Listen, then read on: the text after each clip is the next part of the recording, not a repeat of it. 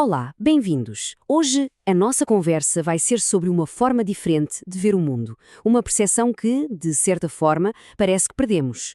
Vamos explorar a ideia de um mundo que está vivo, que não é apenas um cenário para a gente, mas um participante ativo na nossa própria existência. E para começar, olhem só esta frase do pensador indígena Ailton Krenak. É incisiva, não é? Ele captura perfeitamente a nossa condição moderna. A gente criou uma ideia, uma abstração chamada humanidade e separou-a do organismo do qual fazemos parte, o planeta. Essa divisão, no fundo, está na raiz de muitos dos dilemas que vivemos hoje. E logo em seguida vem esta reflexão do psicólogo James Hillman, que aprofunda ainda mais o problema. A consequência de vivermos num mundo que a gente vê como uma coisa é uma solidão imensa. É como se habitássemos um universo que não nos vê, um cosmos de objetos indiferentes que simplesmente não nos olha de volta. E isto leva-nos ao nosso primeiro ponto, essa experiência de viver no mundo sem alma. É aquela sensação de que tudo à nossa volta, os rios, as montanhas, as florestas, são apenas recursos, matéria-prima, ali, à nossa disposição. Uma realidade que, como diz o Hillman, não retribui o nosso olhar. Mas, e este é o ponto-chave? Essa sensação não é uma experiência humana universal. Nem sempre foi assim. Vamos então fazer uma viagem a um outro tipo de realidade.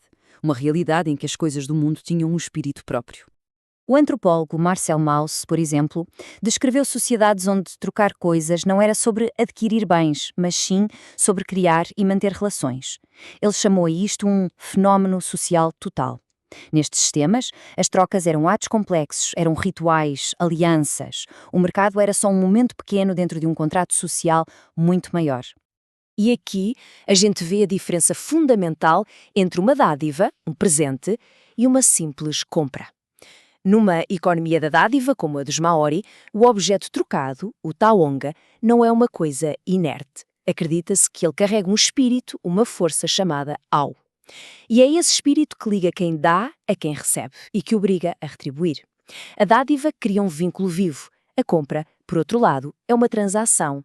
E pronto, acaba ali. E esta ideia não se aplicava só às trocas. Não. Ela estendia-se a todo o cosmos. Numa visão do mundo mítica, a realidade não era uma coleção de objetos passivos, mas sim uma comunidade de seres ativos.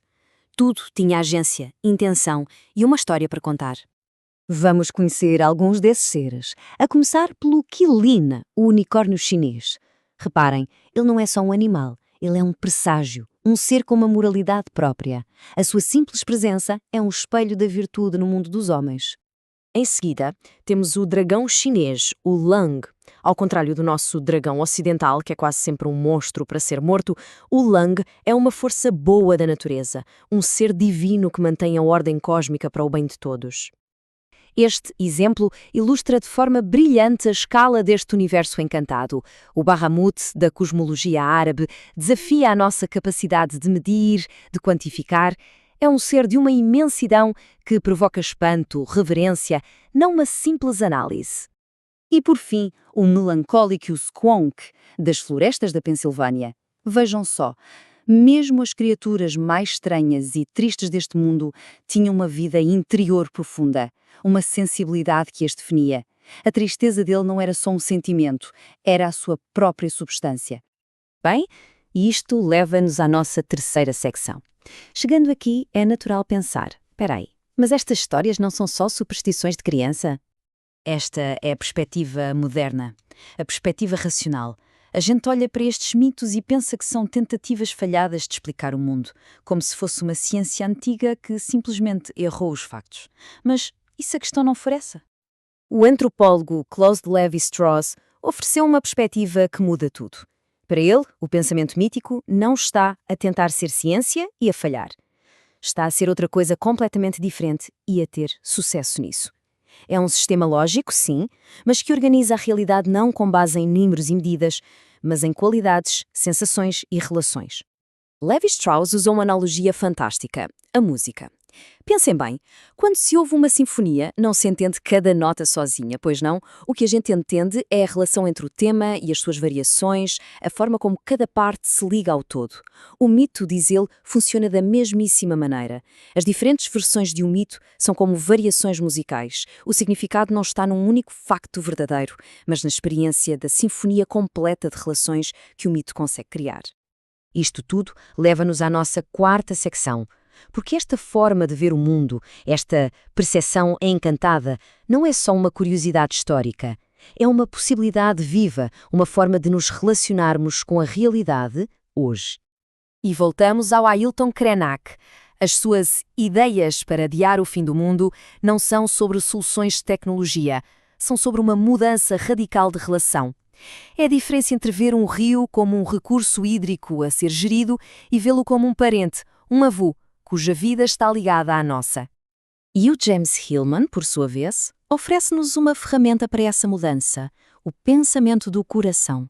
Ele diz que o coração não é só o lugar das nossas emoções pessoais, é um órgão de percepção, um órgão de imaginação que nos permite ver a alma, a ânima, no mundo à nossa volta. É ver, não é apenas sentir. E assim, chegamos à nossa conclusão. Como é que a gente pode, na prática, começar a pensar com o coração e a ver o mundo de uma forma diferente? Hillman propõe uma reordenação radical das nossas prioridades. Primeiro, a imagem antes do sentimento, ou seja, permitir que o mundo se mostre a nós antes de projetarmos as nossas emoções nele. Depois, a coisa antes do significado, deixar que algo seja o que é, na sua particularidade, antes de o transformarmos num símbolo.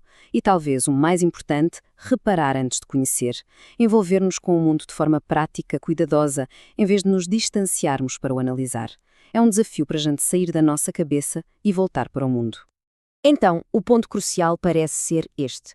Reencantar o mundo não exige acreditar em fadas ou dragões. Exige algo mais simples e, se calhar, muito mais profundo. Exige um segundo olhar.